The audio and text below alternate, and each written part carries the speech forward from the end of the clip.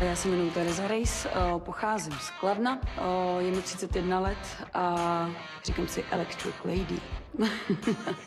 Terko, ty máš vlastně na první pohled velice extravagantní vzhled. Jo, to jsem já, čím víc extravagantnější, tím asi lepší pro mě. No. A hrozně ti to teda sluší.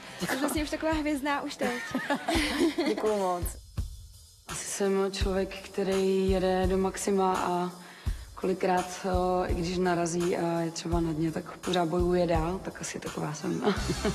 Zeptám se vás jako maminky. Vy jste viděla někdy Terezu vystupovat? No, dost častokrát, protože už to znám téměř nazpaměť. Taky také jakoby podporuju.